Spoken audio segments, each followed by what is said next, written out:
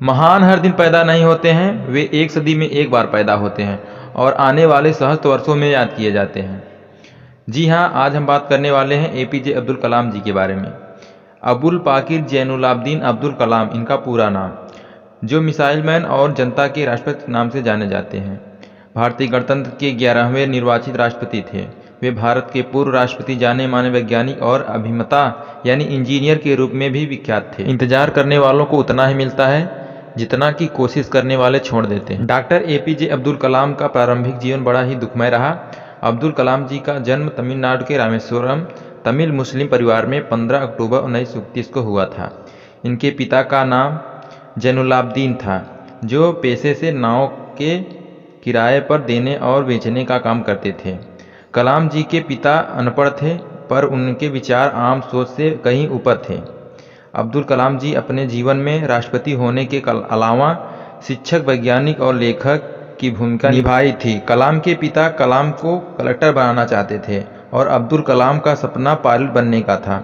और कलाम जी को अपने माँ के हाथों का बना खाना सबसे प्रिय था। वे माँ के हाथ का बना चावल और सांभर और नारियल की चटनी बहुत पसंद करते थे। उनकी माँ आसियम्मा गृहिणी थी।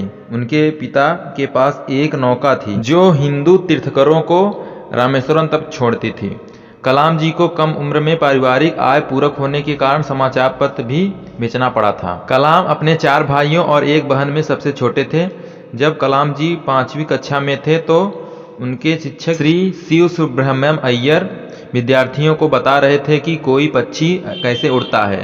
वे विद्यार्थियों को रामेश्वरम के समुद्र तट पर ले गए और वहां उन्होंने विद्यार्थियों को उड़ने की क्रिया जीवित उदाहरण बताया। कलाम जी विज्ञान प्रौद्योगिकी, देश के विकास और युवा मस्तिष्क को प्रज्वलित करने में अपनी तकनीक के साथ वे पर्यावरण की चिंता भी खूब करते थे। हालांकि कलाम के स्कूल में औसत ग्रेड थे, लेकिन वे बहुत मेहनती थे और उनको सीखने की अत्यधिक इच्छा थी। सेंट जोसेफ कॉलेज तिरुचिरापल्ली से उन्होंने 1954 में भौतिकी में स्नातक की उपाधि प्राप्त की।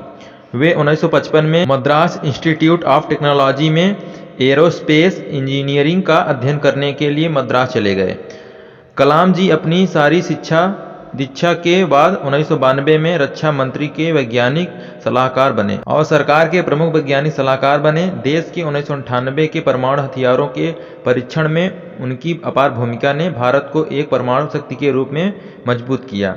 जैसा हम जानते हैं कि पृथ्वी पर रहने वाले प्रत्येक व्यक्ति को एक न एक दिन जाना पड़ता है, लेकिन कुछ लोग अपने योगदान के कारण लाखों लोगों के दिलों में अमर हैं। डॉक्टर एपीजे अब्दुल कलाम ऐसे ही एक व्यक्तित्व थे। कलाम जी का निधन 83 वर्ष की आयु में हो गया। महान सपना देखने वालों के महान सपने हमेशा पूरे होते हैं। जीवन में कभी फेल होते हो तो हार मत मानो, क्योंकि फेल होने का मतलब फर्स्ट अटेम्प्ट टू लर्निंग होता है। इंतजार करने वालों को उतना ही मिलता है जितना कि कोशिश करने वाले छोड़ देते हैं।